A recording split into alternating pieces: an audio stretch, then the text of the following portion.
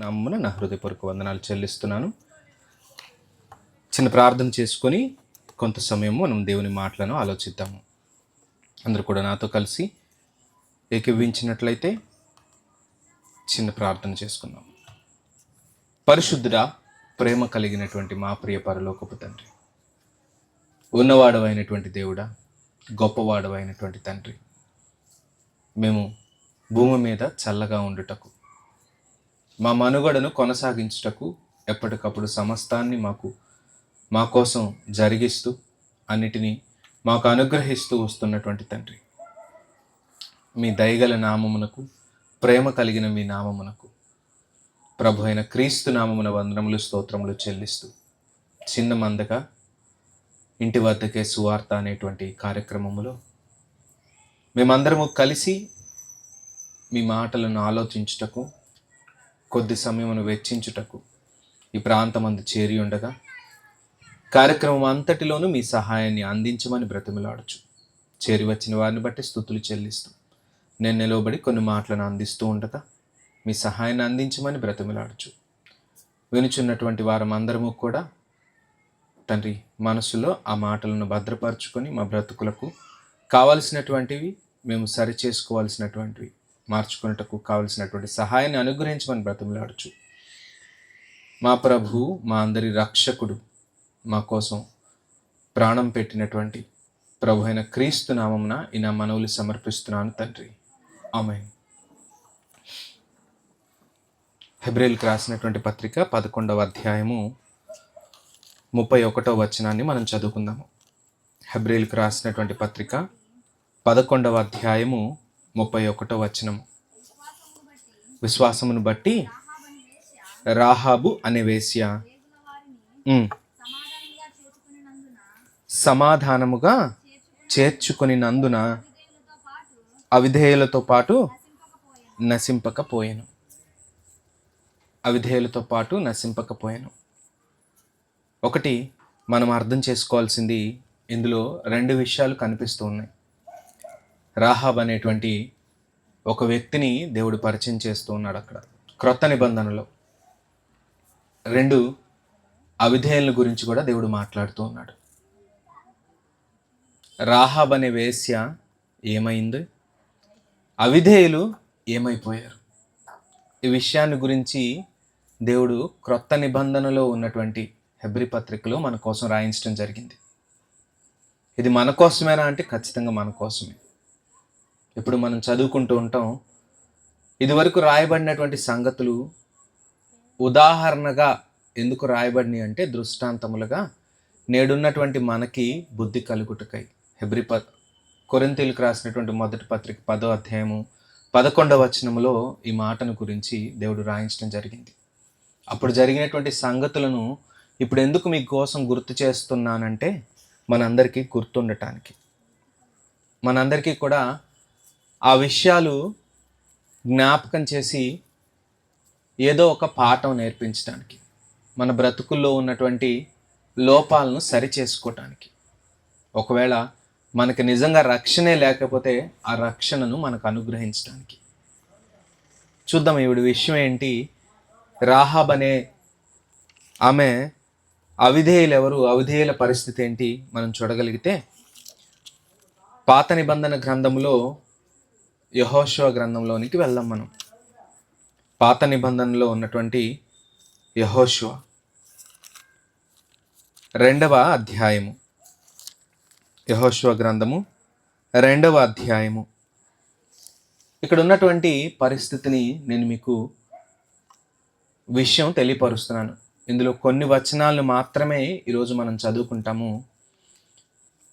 అయితే మీరు ఇంటికి వెళ్ళిన తర్వాత ఈ అధ్యాయాన్ని అంతటిని, 3వ అధ్యాయాన్ని అంతటిని చదవగలిగితే, లేదా మొదటి అధ్యాయం 2వ అధ్యాయం మొత్తాన్ని మనం చదవగలిగితే, అలాగే 6వ అధ్యాయాన్ని చదవగలిగితే మనకి ఈవిడిని గూర్చినటువంటి కొన్ని విషయాలు కనిపిస్తూ ఉంటాయి. 2వ అధ్యాయము, 6వ అధ్యాయము. 2వ అధ్యాయంలో ఏం జరిగింది యెహోషువ గ్రంథంలో అని ఆలోచిస్తే మనం అందరం మనస్సు పెట్టి ఈ విషయాలను ఆలోచించాలి. ఆవిడ గురించి గుర్తు చేస్తూ దేవుడు ఇప్పుడు మనం చదువుకున్నటువంటి హెబ్రీ పత్రికలో ఆవిడకి ఒక టైటిల్ ఇచ్చారు చూడండి. రాహాబ్ అనేటువంటి ఆవిడ వృత్తిని, ఆవిడ చేసే పనిని గుర్తు చేస్తూ ఉన్నారు. ఆవిడ చేసిన పనిని మనకు గుర్తు చేస్తూ ఉన్నారు. వేశ్యలు అంటేనే మొహం మారిపోతుంది. చాలామందికి చీ అంటారు, వేడంగా చూస్తారు, వాళ్ళని దూరంగా ఉంచమని, వాళ్ళతో సాంగత్యం ఫ్రెండ్షిప్ చేయకూడదని వాళ్ళ గురించి మాట్లాడుకుంటూ ఉంటాం. తప్పుగా చండాలంగా వాళ్ళ గురించి మాట్లాడుకుంటూ ఉంటాం. కానీ దేవుడు ఆవిడ్ని జ్ఞాపకం చేస్తూ ఆవిడ గురించి కొన్ని విషయాలు మనకు తెలియపరుస్తున్నాడు. చూడండి, 2వ అధ్యాయములో యెహోషువ గారు, ఇంకా వీరు ఇశ్రాయేలీలందరూ కూడా ఐగుప్తు నుంచి మోషే గారి నాయకత్వంలో ప్రయాణమయ్యి పాలు తేనెలు ప్రవహించే దేశంలోనికి వెళ్ళాలి. వెళ్ళే ముందుగా వారిని నడిపిస్తున్నటువంటి నాయకుడైనటువంటి యెహోషువ గారు కొంతమందిని సెలెక్ట్ చేసి, మీరు ఒక ప్రాంతానికి వెళ్ళండి, ఈ ప్రాంతాన్ని మనం ముందుగా ఆక్రమించుకోవాలి, ఈ ప్రాంతాన్ని మనం జయించాలి, ఈ ప్రాంతంలో మనం నివసించాలి అని కొంతమందిని ఏర్పరిచి వారిని పంపిస్తూ ఉంటాడు. ఈ ప్రాంతం ఏంటో చూసి రండి, ఈ ప్రాంతాన్ని వేగు చూసి రండి, ఈ ప్రాంతం యొక్క విషయాలు తెలుసుకొని రండి. వేగు చూసేవారు ఏం చేస్తారంటే ఆ ప్రాంతం యొక్క విషయాలన్నీ, సైన్యం యొక్క బలం ఎంత ఉంది, వారి యొక్క మనసు ఎలాగుంటుంది, ఆలోచన విధానం ఎలా ఉంటుంది, వారు ఎలా యుద్ధం చేస్తారు, ఇలాంటి విషయాల్ని కొన్ని తెలుసుకొని వారి సీక్రెట్స్ని తెలుసుకొని వచ్చి చెప్తారు. ఇది వేగుల వారి పని. ఇక్కడ కూడా 1వ అధ్యాయంలో 2వ అధ్యాయం 1వ వచనంలో చూస్తే, నూను కుమారుడైన యెహోషువ వేగుల వారైన 2 మనుషులను పిలిపించి, మీరు పోయి ఆ దేశమును ముఖ్యముగా యెరికోను చూడని వారితో చెప్పెను. వెళ్ళిపోయారు వాళ్ళు. చూడండి, అదే వచనంలో, షిత్తీము నొద్ద నుండి వారిని రహస్యముగా పంపెను. వారు వెళ్ళి ఎక్కడికి వచ్చారంట? రాహాబు అను వేశ్య ఇంట చేరి అక్కడ దిగగా, దేశమును వేగు చూచుటకు ఇశ్రాయేలీల యొద్ద నుండి మనుషులు రాత్రివేళ ఇక్కడికి వచ్చిరని యెరికో రాజునకు వర్తమానం వచ్చిన వెంటనే ఇన్ఫర్మేషన్ కూడా వెళ్ళిపోయింది. వాళ్ళు ఎందుకు వచ్చారనే ఇన్ఫర్మేషన్ కూడా వెళ్ళిపోయింది రాజుకి. ఇప్పుడు రాజు ఏం చేయాలి? వీళ్ళని పట్టుకోమని ఎవరినో పంపించాడు. అయితే అతడు, మీ వద్దకు వచ్చిన నీ ఇంట చేరిన ఆ మనుషులను వెలుపలికి తీసుకొని రమ్ము, వారు ఈ దేశం అంతటిని వేగు చూచుటకే వచ్చిరని చెప్పుటకు రాహాబు నొద్దకు మనుషులను పంపగా,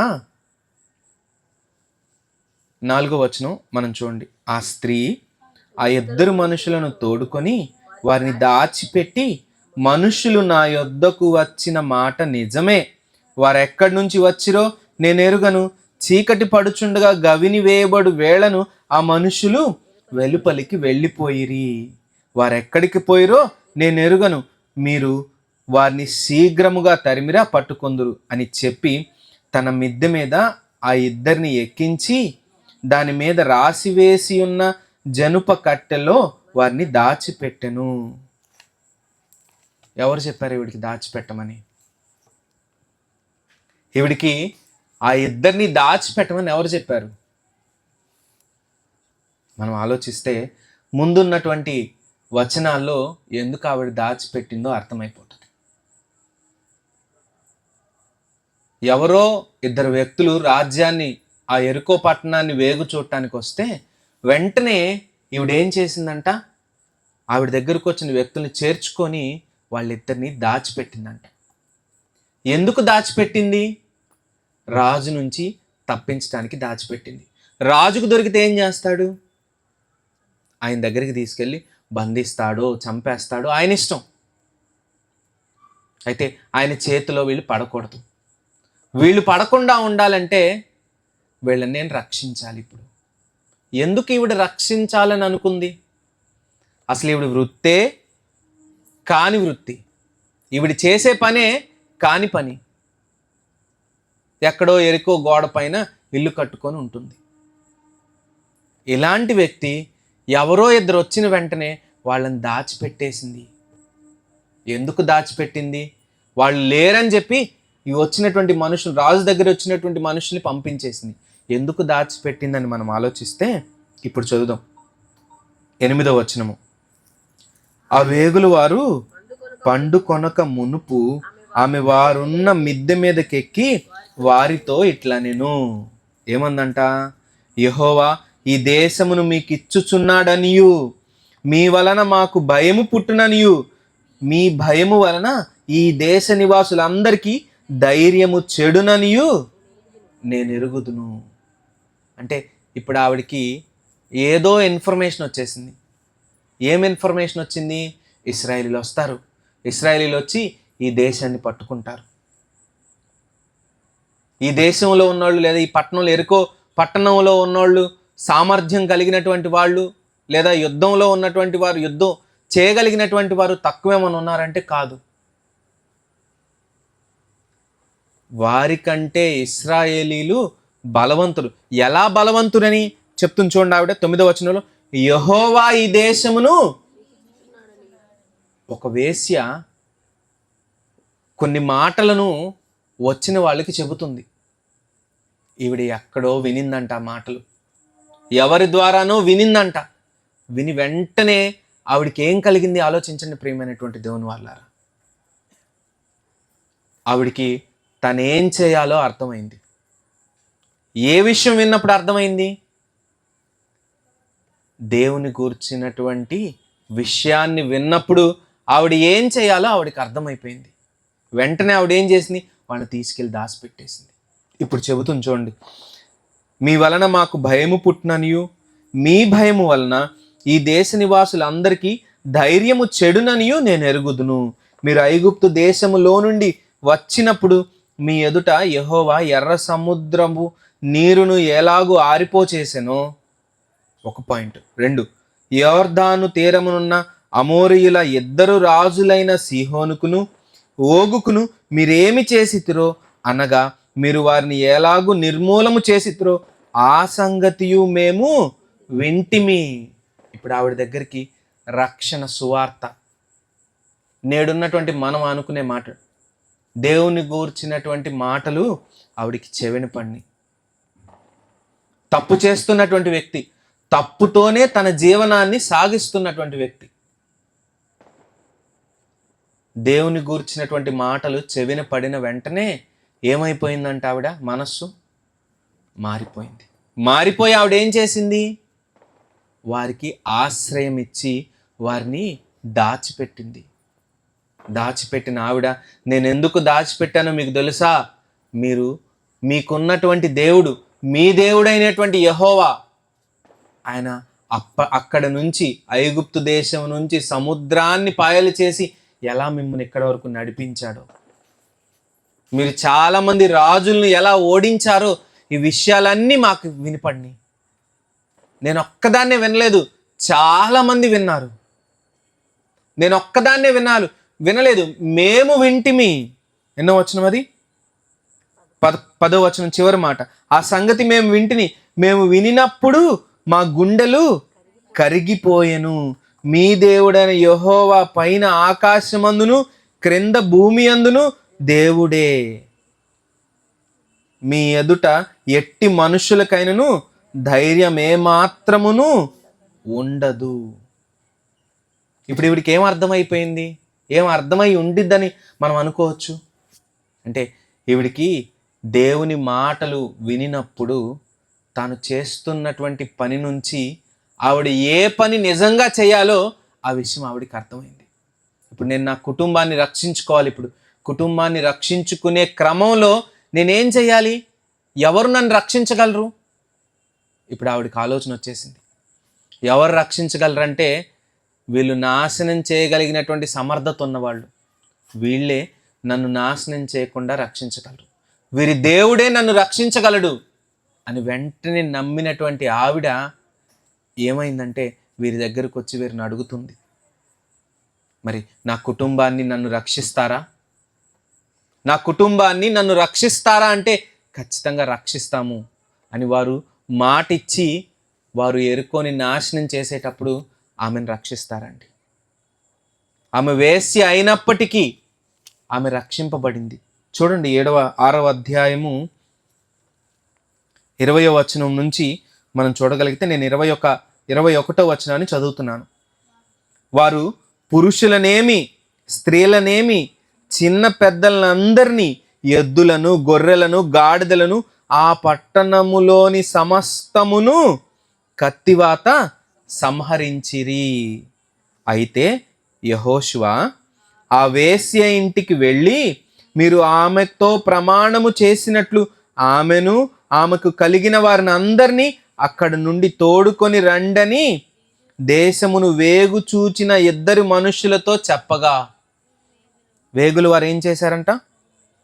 వేగుల వారైన ఆ మనుషులు పోయి రాహాబను, ఆమె తండ్రిని, ఆమె తల్లిని, ఆమె సహోదరులను, ఆమెకు కలిగిన వారిని అందరినీ వెలుపలికి తోడుకొని వచ్చిరి.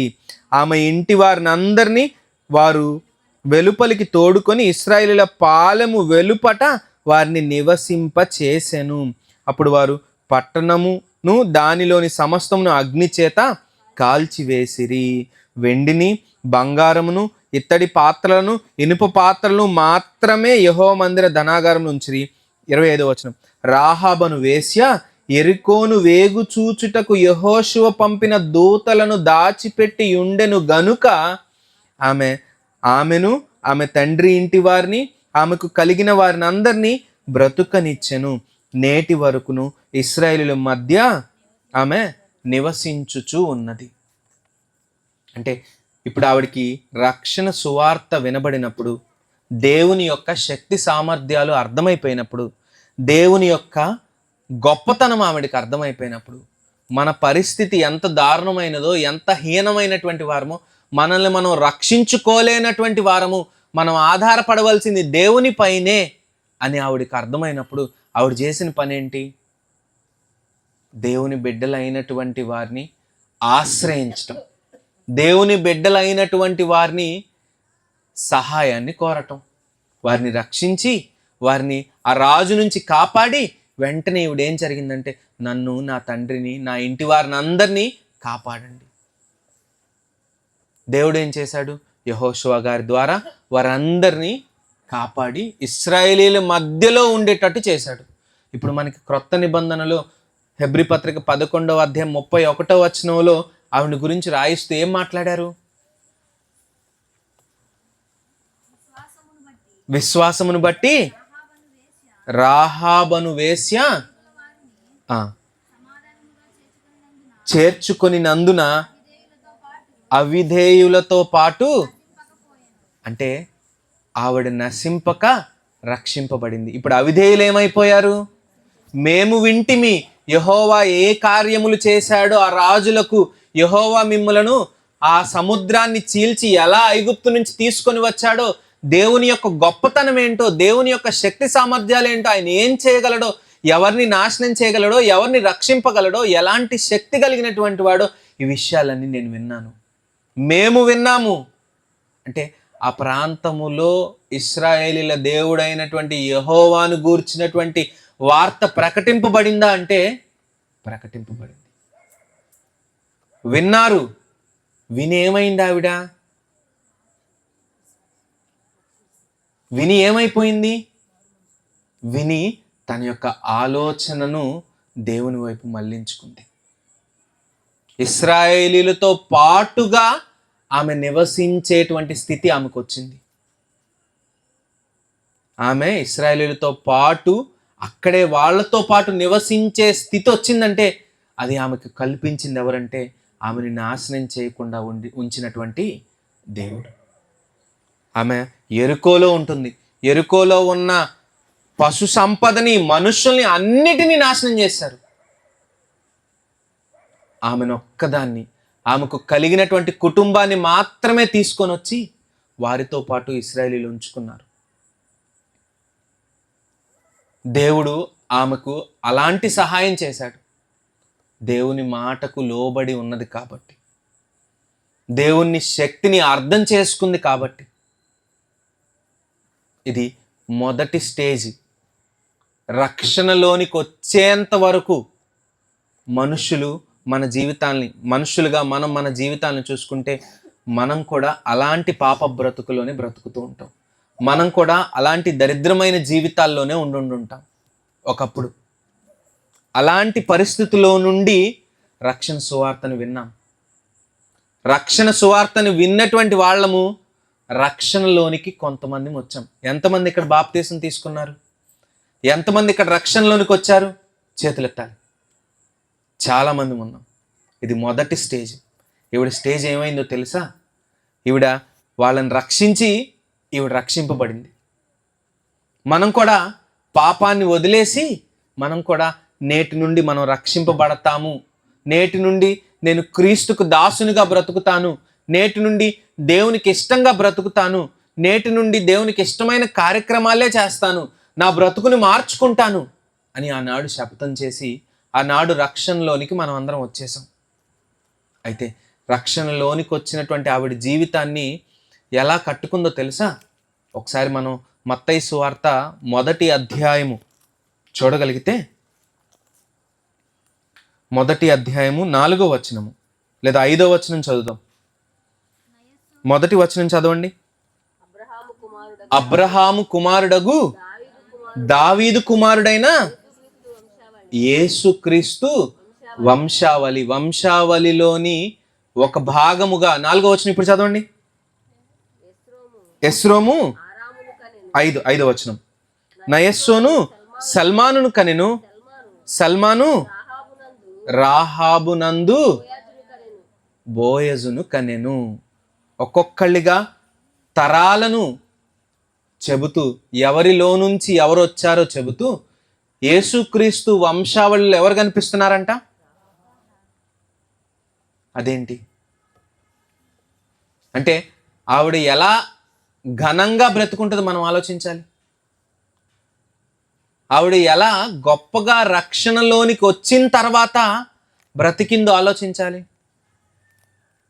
ఒకసారి మనం యాకోబు పత్రిక 2వ అధ్యాయము ఆవిడ గూర్చినటువంటి విషయాలు మనం చూడగలిగితే యాకోబు గారు రాసినటువంటి పత్రిక 2వ అధ్యాయము 25వ వచనము.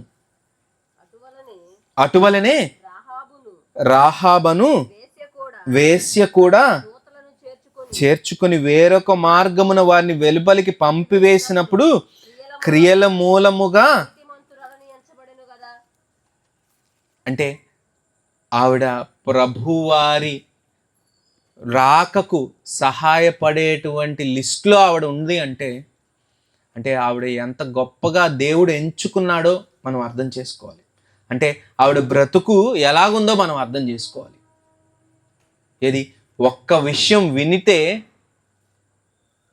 విషయం వింటే ఏమైపోయిందంటే ఆవిడ బ్రతుకు మారిపోయింది. ఇదే మనకు రోమపత్రికలో దేవుడు ఎప్పుడు చెబుతూ ఉంటారు. వినుట ఎవరిని గూర్చినటువంటి విషయం వల్ల కావాలి? 10వ అధ్యాయమా 11వ వచనం అనుకుంటా. 17వ వచనము. కాగా వినుట వలన విశ్వాసము కలుగును. వినుట క్రీస్తును గూర్చినటువంటి మాట వలన కలుగును. నువ్వైతే చూసి నమ్మవుతామా? చూడక నమ్మిన వారు. ఇప్పుడు ఆవిడ వినిందా? వినకుండా నమ్మిందా? చూసిందా? చూడకుండా నమ్మిందా? విని నమ్మేసింది. చూడలేదు. అవునా? దేవుని యొక్క శక్తిని ఇంకా ఆవిడ కళ్ళతో చూడలేదు. దేవుని యొక్క గొప్పతనాన్ని, దేవుడు ఎన్ని సూచక క్రియలు చేయగలడో, ఎన్ని గొప్ప క్రియలు చేయగలడు, ఎన్ని మహత్కార్యములు చేయగలడో ఏ విషయాన్ని కూడా ఆవిడ చూడలేదు. బహుశా మేము వింటిమి ఆవిడ చెప్పినటువంటి మాట సాక్ష్యం. మనం కూడా చాలామంది విని క్రీస్తులోనికి వచ్చాం. అయితే ఇప్పుడు ఎలా మారిపోయామో ఒక్కసారి మన జీవితాల్ని ఇంకొంతమందితో పోల్చుకుందాం. రాహాబ్ అనే వేశ్య యొక్క జీవితాన్ని మనం కొంత భాగం చూసాం. ఆవిడ విని మారిందని, రక్షింపబడిందని, రక్షణ పొందాక లేదా ఇశ్రాయేలీలతో ఎరికో వారితో నశింపక ఇశ్రాయేలీలతో పాటు కలిసి జీవించే అవకాశం పొందిందని మనం ఆలోచించగలిగితే, నేడు మన యొక్క రక్షణ స్థితిని మనం అలా తెచ్చుకొని ఉంటే, ఎప్పుడు ఎఫెసీ పత్రిక 2వ అధ్యాయం, మీరందరూ పాపాత్ములే, మీరందరూ చచ్చిపోయినటువంటి వారే, పాపాలు చేసినటువంటి వారే. ఇది దేవుడు చెబుతున్నటువంటి మాట. మీరు చచ్చిపోయిన పరిస్థితుల్లో, దారుణమైన పరిస్థితుల్లో కూడా నేను మిమ్మల్ని రక్షించాను. ఇలాంటి స్థితిలోనికి వస్తే ఇప్పుడు మనం ఆనాడు ఇశ్రాయేలీలాగా మనం అనుకుంటే ఒకసారి గతంలోనికి వెళ్ళి ఇశ్రాయేలీలు దేవుని ఎడల ఎలా ప్రవర్తించారో చూద్దాం. సంఖ్యాకాండంలోనికి వెళ్దాం. యెహోషువ గారి నాయకత్వంలో వేగులు వారిని పంపి ఆ దేశమును, ముఖ్యంగా యెరికో పట్టణాన్ని చూడండి అని యెహోషువ గ్రంథం 2వ అధ్యాయంలో యెహోషువ గారు పంపిస్తే వాళ్ళు వెళ్ళి విషయాన్ని వాళ్ళు తప్పించుకొని వచ్చేశారు. వచ్చిన తర్వాత వెళ్ళి యెరికో పట్టణాన్ని నాశనం చేశారు. ఇక్కడ ఆవిడ రక్షణ పొందింది. రైట్. ఇప్పుడు మనం వెనక్కి వచ్చేద్దాం. సంఖ్యాకాండము 13వ అధ్యాయము.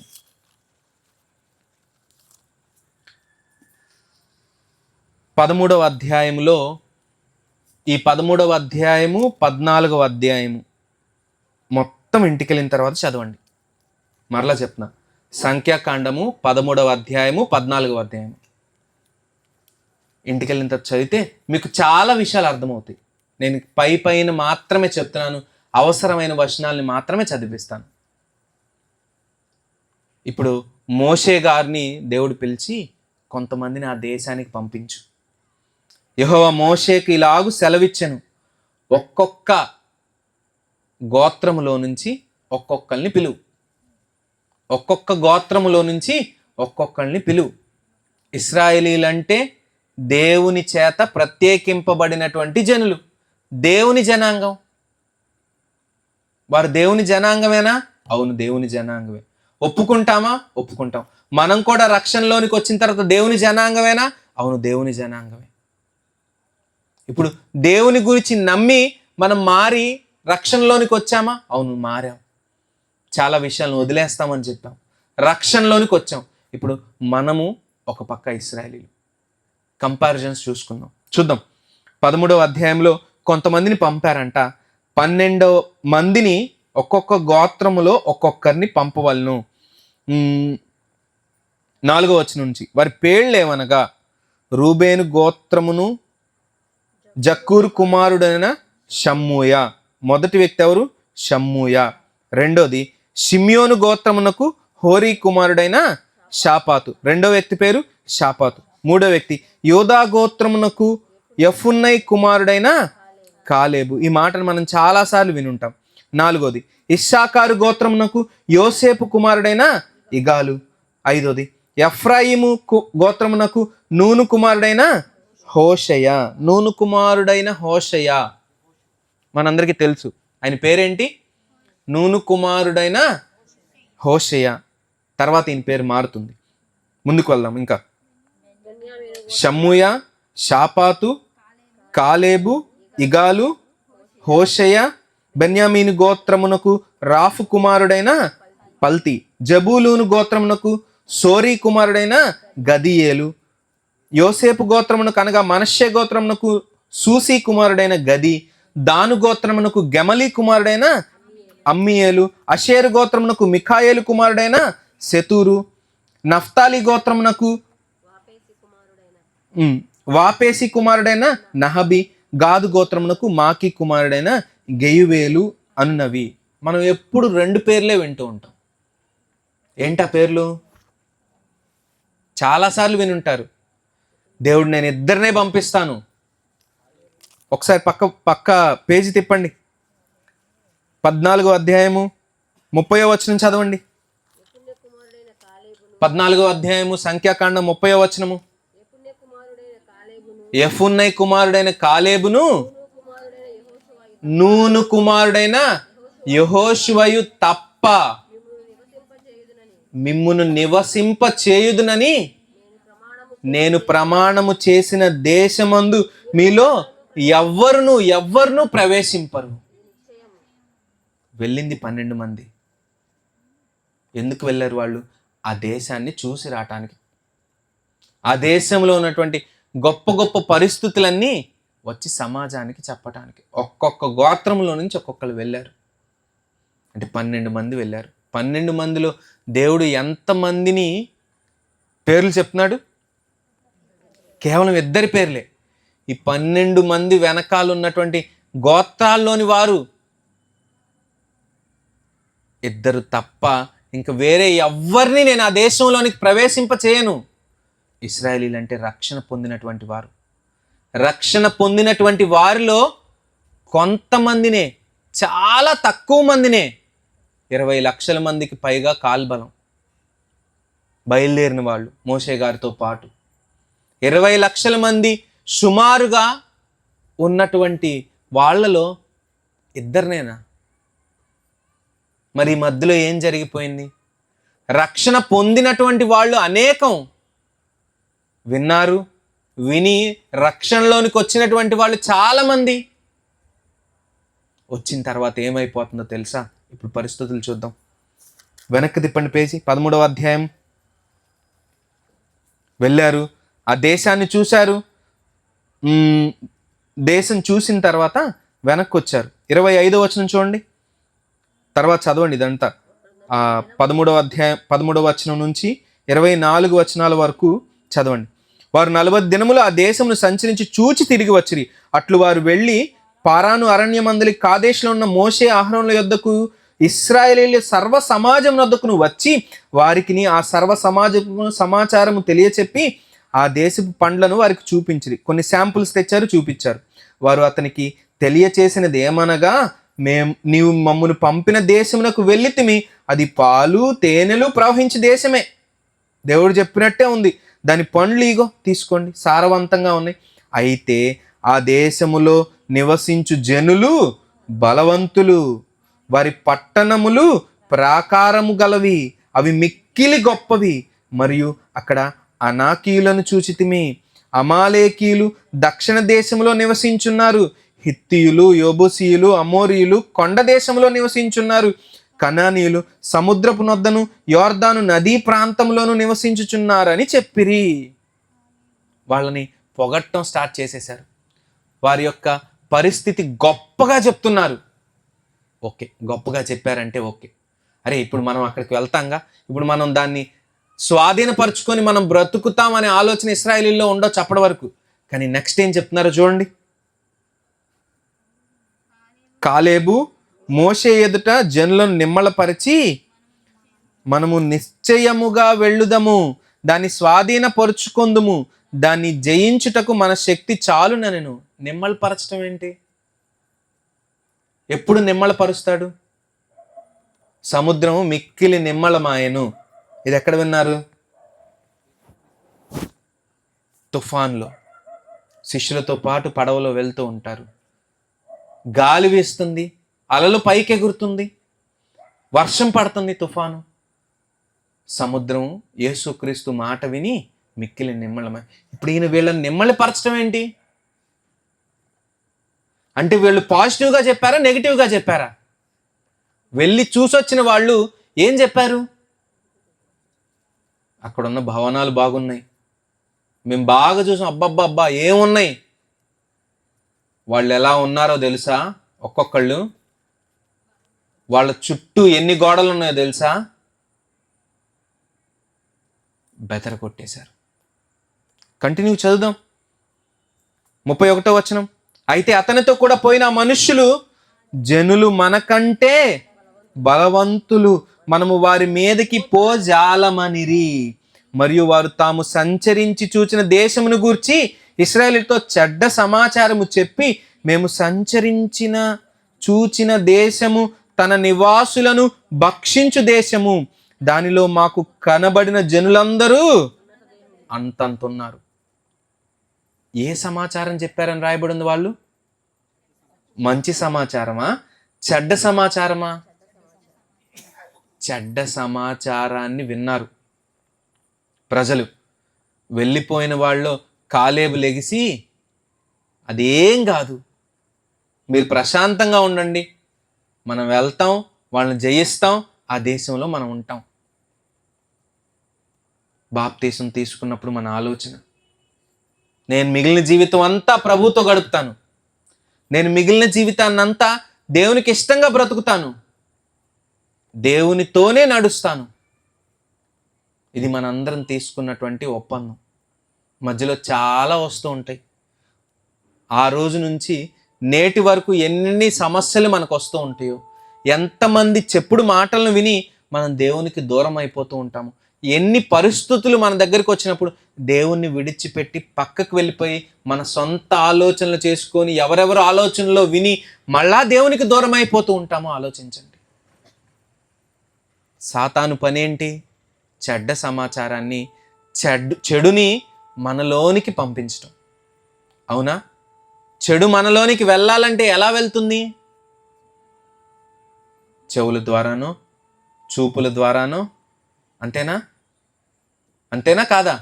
వింటేనో చూస్తేనో వెళ్తుంది. వినకుండా చూడకుండా లోపలికి వెళ్తుందా? గతంలో మనలో ఉన్న చెడును మనం కడిగేసుకున్నాం. ఇప్పుడు మనలోనికి మళ్ళా చెడ్డ సమాచారం వెళ్ళిపోతుంది. ఎలా వెళ్తుందంటే కళ్ళ ద్వారా, చెవుల ద్వారా, వినటం ద్వారా, మనం చూసి వాటిని అర్థం చేసుకోవటం ద్వారా. ఇప్పుడు చెడు వెళ్ళిపోతుంది వాళ్ళలోనికి. ఎవరు పంపించారంటే ఇశ్రాయేలీలోని వారే పంపించేశారు. అంటే మన చుట్టుపక్కల ఉన్నటువంటి వాళ్ళే మనల్ని క్రీస్తు నుండి వేరు చేయటానికి చూస్తూ ఉంటారు. మనం వాటికి లోబడిపోయామా ఏమైపోతుందో ఒక్కసారి కింద మాటలు చూద్దాం. అక్కడ నెఫీలీల సంబంధులైన అనాకు వంశపు నెఫీలీలను చూచితిమి, మా దృష్టికి మేము మిడతల వలె ఉంటిమి, వారు దృష్టికి అట్లే ఉంటిమనిరి. వీళ్ళు ఎన్ని చూశారు, వీళ్ళు ఎన్ని అనుభవించారు. ఐగుప్తు దేశం నుంచి ఇక్కడికి రావటానికి సుమారుగా ఎన్ని సంవత్సరాలు పట్టింది? ఎన్ని సంవత్సరాలు? 40 సంవత్సరాలు సుమారుగా. అంటే వీళ్ళు ఇప్పటికి ఎన్ని సంవత్సరాల ప్రయాణం చేసి ఉంటారు? సుమారుగా అన్ని సంవత్సరాల ప్రయాణం చేసి ఉంటారా? చేసి ఉండాలి. ఇప్పుడు అన్ని సంవత్సరాలు దేవుని గొప్ప కార్యాలు చూసారా? ఫరో దగ్గర నుంచి ఎలా విడిపించాడు, ఐగుప్తులో ఆయన చేసినటువంటి మహత్కార్యాలు ఏంటి, ఎర్ర సముద్రాన్ని పాయలు చేసి ఎలా దాటించాడు, అరణ్యములో మేఘస్తంభముగాను అగ్నిస్తంభముగాను ఉండి వారికి ఎలా వెలుతురును, వేడిని, చల్లదనాన్ని ఇచ్చాడు, ఎలా వారికి ఆహారాన్ని ఇచ్చాడు, ఎలా వారికి జలమునిచ్చారు. వీళ్ళేమి ట్రైన్డ్ ప్రొఫెషనల్స్ కాదు యుద్ధం చేయటానికి, వీళ్ళేం అలవర్చబడినటువంటి వాళ్ళు కాదు, సోల్జర్స్ ఏమి సైనికులేం కాదు వీళ్ళు. కానీ వీళ్ళ ద్వారా యుద్ధాలు జరిగించాడు, వీరి ద్వారా చాలామందిని ఓడించాడు. ప్రారంభంలో మనం కూడా వచ్చిన తర్వాత ప్రార్థనలో చాలా బలంగా ఉంటాం. వచ్చిన తర్వాత మనల్ని మనం కాపాడుకునే క్రమంలో, వాక్యం చదవటంలో చాలా క్రమంగా ఉంటాం. సభలకు వెళ్ళే విషయంలో చాలా క్రమంగా ఉంటాం. రోజు రోజు గడిచే కొద్దీ కాలక్రమేణా ఏమైపోతుందంటే అది సన్నగిల్లిపోతూ ఉంటుంది, పలచబడిపోతూ ఉంటుంది. పలచబడిపోయినప్పుడు వీళ్ళు చెడ్డ మాటలు విన్నారు కదా, విన్న వెంటనే వీళ్ళు ఏం చేస్తున్నారు చూడండి. 14వ అధ్యాయం 1వ వచనంలో పెద్ద పెద్దగా అరిచేశారంట. చచ్చిపోయినప్పుడు ఎలాగైతే గొల్లు చేస్తారో, ఏదో పోయినట్టు, ఇంకా జీవితం నాశనం అయిపోయినట్టు, అసలు అనవసరంగా నేను దేవుణ్ణి నమ్ముకున్నాను అని మరి మనలో ఎంతమంది అనుకున్నామో నాకు తెలీదు. అనుకున్న సందర్భాలు ఏమైనా ఉంటే గుర్తు చేసుకోండి. అంటే మనకు దేవునికి వ్యతిరేకంగా ఉన్నామని అర్థం చేసుకోవాలి. కింద వాళ్ళు ఏమనుకున్నారు తెలుసా? మళ్ళీ మమ్మల్ని ఒక నాయకుడిని ఏర్పాటు చేసుకొని తిరిగి ఐగుప్తుకి వెళ్ళిపోదాం, వాళ్ళ దగ్గరికి వెళ్ళి వాళ్ళని ఎదిరించే ధైర్యం మనకు లేదు, శక్తి మనకు లేదు. అంటే అప్పుడు దాకా దేవునిపై డిపెండ్ అయ్యి, దేవునిపై ఆధారపడి, దేవుని శక్తిని రుజువు చూస్తూ, అనుభవిస్తూ, సమస్తాన్ని చక్కగా ఏమి నలగకుండా, బట్టలు మాసిపోకుండా, చెప్పులు పాడవకుండా, వండుకోకుండా, ఏ కష్టపడకుండా ఆహారాన్ని భుజిస్తూ, నీళ్లు తాగుతూ, సంతోషంగా ఉంటూ వచ్చినటువంటి వాళ్ళు ఇదంతా దేవుడే చేశాడు కదా అని అనుభవించి తెలుసుకున్నటువంటి వాళ్ళు క్రైస్తవ్యంలోనికి వచ్చి దేవుని యొక్క మహిమలను అర్థం చేసుకుంటూ ఇప్పుడు చెప్పుడు మాటలకు ఏమైపోయారంటే చాలామంది ఏమైపోయారు? దేవుణ్ణి కాదని వ్యతిరేకంగా ప్రవర్తించటానికి పూనుకుంటున్నారు. ఇప్పుడు ఏమంటున్నారు వాళ్ళు? మనం మళ్ళీ ఐగుప్తుకి వెళ్ళిపోదాం, 14వ అధ్యాయం చదవండి, తర్వాత మీకు అర్థమవుతుంది. మరలా మనం ఐగుప్తుకి వెళ్ళిపోదాం, ఒక నాయకుడిని ఏర్పాటు చేసుకుందాం, వాళ్ళు మనల్ని ఐగుప్తుకి తీసుకొని వెళ్ళిపోతారు. ఇప్పుడు దేవుడు ఎంటర్ అయిపోయాడు. మన పరిస్థితుల్లో కూడా దేవుని ఆలోచన ఎలా ఉంటుందో ఇప్పుడు ఈ వచనాలు చదువుదాం మనం. 11వ వచనం చూడండి. ఎన్నాళ్ళ వరకు ఈ ప్రజలు నన్ను అలక్ష్యము చేయుదురు, ఎన్నాళ్ళ వరకు ఈ ప్రజలు నన్ను అలక్ష్యము చేయుదురు, ఎన్నాళ్ళ వరకు నేను వారి మధ్య చేసిన సూచక్రియలను చూచి నన్ను నమ్మకయుందురు. ఎన్నాళ్ళ వరకు నన్ను అలక్ష్యము చేదురు. చాలామందికి చాలా సమస్యలు తీరుంటాయి. చాలామందికి దేవుని దగ్గరికి వచ్చిన తర్వాత నెమ్మది కలిగి ఉంటుంది. చాలామందికి దేవుని దగ్గరికి వచ్చిన తర్వాత ఒక ధైర్యం ఏర్పడి ఉంటుంది. చాలామందికి రక్షణ పొందిన తర్వాత దేవునిలో నేనున్నాను, పరలోకానికి నేను వెళ్తాను అనేటువంటి ఒక నమ్మకం ఏర్పడి ఉంటుంది. ఇదంతా ఎవరు కలిగించిందంటే దేవుని మాటలను వినటం వల్ల మనకు వచ్చింది. దేవుడే మనకు కలిగించాడు. ఇశ్రాయేలీలు ఆనాడు సూచక్రియలు, గొప్ప కార్యాలు చూశారు. చూసి వారిని గురించినటువంటి దేవుడు ఏమని మాట్లాడుతున్నారు, ఇన్ని చూసి కూడా వీళ్ళు నన్ను లక్ష్య పెట్టట్లేదు.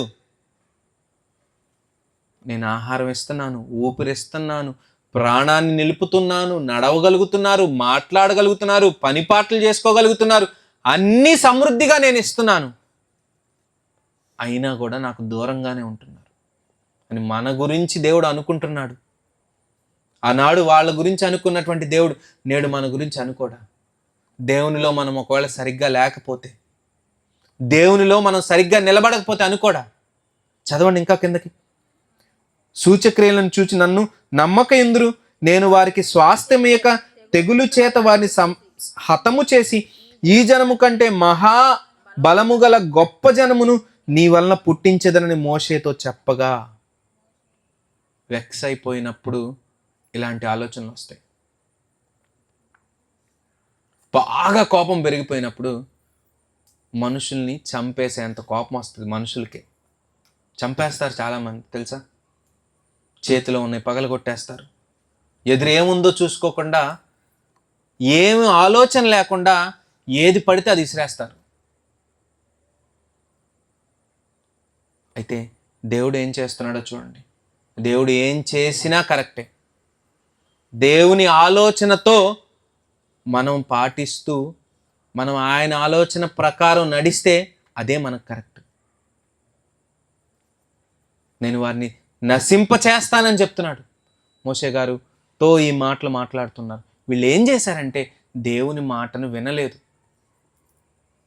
ఇట్లాంటి పరిస్థితుల్లో 24వ వచనము, నా సేవకుడైన కాలేబు మంచి మనస్సు కలిగి పూర్ణ మనస్సుతో నన్ను అనుసరించిన హేతువు చేత అతడు పోయి వచ్చిన దేశములో నేను అతన్ని ప్రవేశపెట్టెదను, అతని సంతతి దాన్ని స్వాధీనపరచుకొనును. ఎంతమంది వెళ్తే దేవుడు ఒక ఆయన పేరు ఎత్తుతున్నాడు, ఆ తర్వాత 2 పేర్లు ఎత్తాడు. 10 మంది, 12 మంది వెళ్ళారు. 10 మంది ఏమైపోయారంట? వాళ్ళు పాడైపోయింది కాక, వాళ్ళకి దేవునిపై విశ్వాసం లేక వాళ్ళు మనుషుల్ని చెడగొట్టేశారు. వారు దేవునికి విధేయత చూపించకుండా అవిధేయులైపోయారు. ఇప్పుడు ఆవిడ విషయం జ్ఞాపకం చేసుకోండి. రాహాబు కేవలం ఆవిడ ఏంటంట? విని ఏమైపోయింది? యేసుక్రీస్తు వంశావళిలో చేర్చబడేంత క్రియలు చేసింది. యేసుక్రీస్తు భూమి మీదకి రావటానికి ఆయనకి సహాయంగా ఉండేటువంటి వంశావళిలో ఒక వ్యక్తిగా ఆవిడ కనిపిస్తూ ఉంది.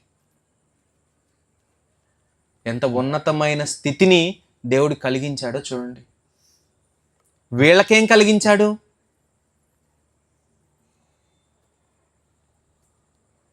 ముప్పై వచనం, 29వ వచనం చదవండి. 28 కూడా, 27 నుంచి చూద్దాం. నాకు విరోధంగా సణుగుచుండు ఈ చెడ్డ సమాజం నేను ఎంతవరకు సహింపవలను?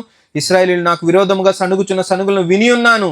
నీవు వారితో యెహోవా వాక్కు ఏదనగా, నా జీవముతోడు మీరు నా చెవిలో చెప్పినట్టు నేను నిశ్చయముగా నీ ఎడ్ల చేసేదను. మీ శవములు ఈ అరణ్యములోనే రాలును. మీ లెక్క మొత్తము చొప్పున మీలో లెక్కింపబడిన వారందరూ, అనగా 20 ఏండ్లు మొదలుకొని పైప్రాయం కలిగి నాకు విరోధంగా సణిగిన వారందరూ స్మాష్ అయిపోతారు. ఎవ్వరు కూడా మిగలరు. ఇప్పుడు మనమే మన పరిస్థితిని ఆలోచించుకుంటే, ఇందాక పేర్లు చదివిపించాను కదా, 12 పేర్లు. ఆ 12 పేర్లలో 2 పేర్లు ఎవరో మనం సెలెక్ట్ చేసుకోవాలి. మన పేర్లుంటే మనం అందరము వెళ్ళామనుకోండి, లేదా ఇశ్రాయేలు సమాజంలో చేర్చబడినటువంటి వారంగా మనం ఉన్నామనుకోండి, క్రీస్తు ద్వారా రక్షణలోనికి వచ్చినటువంటి వారంగా మనం ఉన్నామనుకోండి, దేవుని మాట విని పూర్ణ మనస్సుతో దేవుని అనుసరించే వారిగా ఉండాలి. వారికి దేవుడు ఏం చేస్తానంటున్నాడు? నమ్మిన దేశంలో, ఆయన చెప్పినటువంటి దేశంలోనికి ప్రవేశాన్ని కల్పిస్తానంటున్నాడు. నిత్య జీవం ఇచ్చుననున్నది ఆయన తానే మనకు అనుగ్రహించినటువంటి వాగ్దానం. నిత్య జీవములోనికి, దేవుడు ఉండేటువంటి లోకములోనికి, పరలోకానికి మనం వెళ్ళాలంటే ప్రభు బాటలో మనం నడవాలి. దేవుడు ఇష్టానుసారంగా మనం ప్రవర్తించాలి. దేవుడు చెప్పినట్టు మన జీవితాన్ని గడపాలి. దేవునికి ఇష్టంగా మన పనులన్నీ జరిగించాలి. కాదు, దేవునికి ఇష్టంగా కాదు, ఎవరో చెప్పినటువంటి మాటలను బట్టి, ఎక్కడో విన్నటువంటి మాటలను బట్టి భక్తిలో, ఈ క్రైస్తవ్యంలో ఉండి చేయకూడనటువంటి పనులు చేసేవాళ్ళు అనేక మంది ఉన్నారు. దేవుని ఇష్టానుసారంగా రక్షణ పొంది కూడా అలా బ్రతకకుండా ఉన్నటువంటి వాళ్ళమందరం చాలామంది ఉన్నాం. పూర్వం ఆవిడ వలె, రాహాబు వలె, వేశ్యల్లాగా, దొంగల వలెనో, ఇంకొక రకంగానో, అబద్ధికులుగానో, పాపంలో బ్రతుకుతూ ఉన్నటువంటి మనం రక్షణలోనికి వచ్చాం. దేవుని ప్రజలుగా ముద్ర వేసుకున్నాం. ముద్ర వేసుకున్నటువంటి మనము కొనసాగించాల్సినటువంటి తీరు వాళ్ళిద్దరిలో కనిపిస్తుంది, కాలేబు, యెహోషువ. అందుకే దేవుడు వాళ్ళని తీసుకొని ఎక్కడ పెడతానంటున్నాడు? ఆ వాగ్దాన దేశములోనికి నడిపిస్తానంటున్నాడు. మిగిలిన వాళ్ళందరినీ ఏం చేస్తానంటున్నారు? మీరందరూ రాలిపోతారు. అంటే దేవుడు మన గురించి ఆలోచిస్తూ ఉన్నాడు. దేవుడు మన గురించి ఆలోచిస్తూ ఉన్న క్రమములో మరి మన పనులు ఏం తెలియజేస్తున్నాయి? ఆవిడ క్రియలు నీతి గలవి, ఆవిడ క్రియలు నీతి గలవి అని వాక్యంలో రాయబడి ఉంది. ఇందాక చదువుకున్నాం మనం, యాకోబు పత్రిక 2వ అధ్యాయము 25వ వచనం అనుకుంటా. ఆవిడ క్రియలు నీతి గలవి కనుక ఆవిడ ఇశ్రాయేలీయుల మధ్యలోనికి వచ్చిందంట. నీతిగల క్రియల వలన, మరి నీతిగల క్రియలు ఉంటేనే, పూర్ణ మనస్సుతో దేవుని దగ్గర మనం బ్రతుకుతూ ఉంటేనే, మన జీవితాన్ని సాగిస్తూ ఉంటేనే మనం కూడా మనకిస్తానన్నటువంటి పరలోకానికి చేరుకొనగలం. ప్రయాణం సాగిస్తూ ఉన్నాం, యాత్రలో మన జీవితాన్ని గడుపుతూ ఉన్నాం. మరి ఇప్పుడు ప్రయాణం చివరి దశలోని కనుక మన మరణాన్ని దగ్గరకు వచ్చేసరికి మన పరిస్థితి ఎలా ఉంటుంది? ఆ ఇద్దరిలాగా ఉంటుందా? లేదు, రాలిపోయే వారిలాగా అనిపిస్తుందా? రాలిపోవటం అంటే ఏం లేదు, పాతాళానికి, నరకానికి వెళ్ళే పనిలో ఉన్నట్టు మనం కాదు. మనం వారిద్దరిలాగా ఉన్నామంటే తప్పింపబడి జీవములోనికి దాటే వారముగా ఉంటాం. వాగ్దాన దేశాన్ని స్వతంత్రించుకునే వారముగా ఉంటాం. మరి ఇది ఎవరు చూసుకోవాలంటే ఎవరికి వారు వ్యక్తిగతంగా చూసుకోగలగాలి. ఎవరికి వారు వ్యక్తిగతంగా దేవుని వాక్యానుసారంగా మనం బ్రతుకుతున్నామా లేదా పరిశీలన చేసుకోగలగాలి. వాక్యానుసారంగా పరిశీలన లేకుండా దేవుడు ఏం చెప్పాడో, లేకపోతే ఆ దేశంలో ఏమున్నాయో ఆ వాస్తవాలు ఏం తెలియలే ఇశ్రాయేలీయులకి. వాళ్ళు వచ్చి చెప్పారు, వెంటనే వీళ్ళు ఏం చేశారంట? ఎలుగెత్తి ఏడ్చి కేకలు పెడుతున్నారంట. చాలామంది ఎవరో చెప్పేటువంటి మాటలపై ఆధారపడి ఇదే సత్యం, ఇదే నిజం, అయ్యగారు ఇలాగే చెప్పారు, ఇలాగే చెయ్యాలి పనులు, అయ్యగారు ఇలానే ఉండమన్నారు, ఇలాంటి దుస్తులే ధరించాలి, అయ్యగారు ఇలానే ప్రార్థన చేయమన్నారు, ఇవే మాటలు పలకమన్నారు, ఇవే చేస్తాం. అయితే వాక్యంలో ఉన్న విషయాలు మనకు అవసరం లేదనుకొని వాళ్ళ బాటల్లో నడిచేటువంటి వారు ఎన్నో మంది ఉన్నారు. సుమారుగా 12 మందిలో 2 ఒక రకంగా నడిచారు. మరి మిగిలిన వాళ్ళందరూ వారు కూడా వాళ్ళ రకంగా నడిచారు. వారి వలన అనేక మంది పాడైపోయారు. ఇప్పుడు సర్వ సమాజం అంతా ఏమైపోయింది? ఇశ్రాయేలీయుల సర్వ సమాజం రాలిపోయింది. అంటే వాళ్ళు ఆ వాగ్దాన దేశానికి వెళ్ళలేకపోయారు. ఎవరో చెప్పినటువంటి మాటలను బట్టి మనంతటి మనం దేవుని వాక్యాన్ని చదవకుండా, దేవునితో ప్రార్థనలో గడపకుండా, దేవుని వాక్యాన్ని అర్థం చేసుకోకుండా, దాన్ని అనుసరించి ప్రవర్తించకుండా, మనకి నచ్చినట్లు ప్రవర్తిస్తూ, మనకి నచ్చినట్లు చేస్తూ, ఏదో ఆలోచిస్తూ, ఎక్కడో ఉంటూ, ఏదేదో ప్రవర్తిస్తూ, దేవునికి అనుకూలంగా లేకపోతే మనల్ని మరి వాగ్దాన దేశంలోనికి ప్రవేశింప చేయగలరా? చేతులు చాలామంది మెత్తాం. రక్షణ ఎంతమందిని తీసుకున్నామంటే చాలామందిని ఎత్తాం. ఇప్పుడు మరి ఎవరు వాళ్ళిద్దరూ? కాలేబు, యెహోషువ. వారిలాగా ఎంతమందిని దేవుని చేత సర్టిఫై చేయబడతాం? ఇప్పుడు మనందరం చేతులు ఎత్తే మన పరిస్థితి మనకు తెలుసు. చేతులు ఎత్తాలో లేదో కూడా మనకు అర్థమైపోయింది. నేను ఎత్తమంటలేదులేండి. ఎత్తాలో లేదో మనకే తెలిసిపోయింది పరిస్థితి. ఎలా ఉంది మన పరిస్థితి? మరి దేవునికి అనుకూలంగా ఉందా? లేదు. మనమందరం రక్షణ తీసుకుందే ఆయన పరలోకాన్ని ఇస్తాడని. పరలోకాన్ని ఇవ్వాలంటే ఆయనకు అనుకూలంగా నడవాలి. పరలోకానికి మనం చేర్చాలంటే ఆయనకు అనుకూలంగా మన బ్రతుకు సాగాలి. కాదు ఎవరో చెప్పిన విధానంగా నేను మళ్ళీ నా పాత జీవితానికి వెళ్ళిపోతానని ఆలోచించుకునే వాళ్ళు చాలామంది, పాత జీవితంలోనికి ఆల్రెడీ వెళ్ళిపోయిన వాళ్ళు చాలామంది ఉన్నారు. దేవుణ్ణి వదిలేసి అప్పుడప్పుడు అలా వచ్చి అలా మెరిసిపోతూ ఉండేవాళ్ళు కొంతమంది ఉన్నారు. వాళ్ళందరి గురించి దేవుడు అలానే బాధపడుతున్నాడు. అయ్యో, ఎంతకాలం నేను వీళ్ళని సహిస్తాను? వీళ్ళ మధ్య ఎన్ని గొప్ప కార్యాలు చేశాను, వీళ్ళకి ఎన్ని వాక్యాలు వినిపించాను. దేవుడు ఆలోచన అక్కడ రాయబడి ఉంది. నేడు మనం ఉన్నటువంటి పరిస్థితి మనం అర్థం చేసుకుంటే మనం ఎక్కడికి వెళ్ళాలో మనం నిర్ణయించుకోవాలి. వాళ్ళలాగా ఉంటామా? ఇద్దరి వలే దేవునికి ఇష్టనిగా ఉండాలా మనం నిర్ణయించుకోవాలని మనవి చేస్తూ నా ఈ మాటలు ముగిస్తున్నాను. ప్రార్థన చేసుకుందాం. ప్రేమ కలిగిన తండ్రి, పరిశుద్ధుడు అయినటువంటి దేవుడా, మీ మహాఘనమైన నామమునకు, ప్రభువు క్రీస్తు నామమున నా వందనములు చెల్లిస్తున్నాను. చిన్న మందుగా చేరి ఈనాడు మేము మా జీవితాలకు, ఆత్మీయ ఎదుగుదలకు కావలసినటువంటి కొన్ని మాటలను విన్నాం. నిజంగానే చాలామందిగా క్రైస్తవ్యంలోనికి క్రీస్తుని అంగీకరించి వచ్చినటువంటి మేము నిలబడలేక అపవాది తంత్రాలకు పడిపోయే పరిస్థితుల్లోనికి వస్తూ ఉన్నాం. లోకంలో పరిస్థితులు అలానే ఉన్నాయి. ఆనాడు ఇశ్రాయేలీలను చూపిస్తూ మాకు చెప్పినటువంటి పాఠాన్ని బట్టి మీకు వందనములు చెల్లిస్తూ, వారు ఎలాగైతే చాలామంది మీకు వ్యతిరేకంగా సణిగారో, పాపము చేశారో, ఏడ్చారో, తిరిగి పాత జీవితమే బాగుందనుకొని అక్కడికి వెళ్ళిపోదామని ఆలోచించారు, వాళ్ళందరూ రాలిపోయారు. ప్రజల్ని శాంతపరిచి, నిమ్మళపరిచి, మీపైన నమ్మకం కలిగేటువంటి మాటలను వారికి తెలియపరిచి, నిజంగానే దేవుడు సమర్థుడు అని వారు తెలుసుకున్నటువంటి విషయాలను బట్టి వారిని రుజువుగా వారిని ధైర్యపరిచినటువంటి వారిద్దరూ మాత్రం ఆ వాగ్దాన దేశానికి ప్రవేశించారు. ఇది మాకు గ్రంథస్థం చేయబడింది. మీ మాటల్లో మాకు రుజువు అవుతూ ఉంది. నాడున్నటువంటి విషయాలు నేడు మాకు దృష్టాంతాలుగా ఉండటానికి, మా జీవితాలను సరిచేసుకోవటానికి రాయించారు. మా జీవితాల్లో ఎన్నో లోటుపాట్లు, మీకు విరోధంగా చేసేటువంటి కార్యక్రమాలు అనేకం ఉన్నాయి.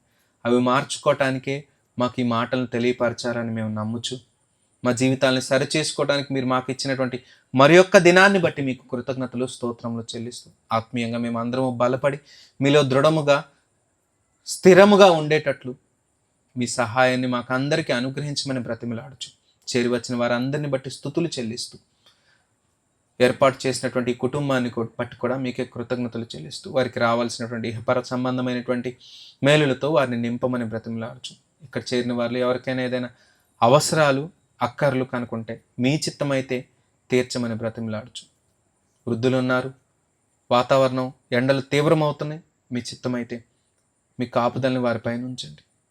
ఏది ఏమైనప్పటికీ శరీర సంబంధమైనటువంటి అక్కర్ల కంటే ఆత్మ సంబంధమైన అక్కర్ల నిమిత్తం మీ ముందు మేము మొరపెడుచు, నాయన అవి మేము తీర్చున్నట్లు, మా ఆత్మలను క్షేమకరంగా మలుచుకున్నట్లు మీ సహాయాన్ని అనుగ్రహించమని బ్రతిమలాడుచు, మా ప్రభు మా అందరి రక్షకుడు, మాకు మార్గదర్శి అయిన ప్రభువు క్రీస్తు నామమున కృతజ్ఞతలతో ఈ నా మనవులు సమర్పిస్తున్నాను తండ్రి. ఆమెన్.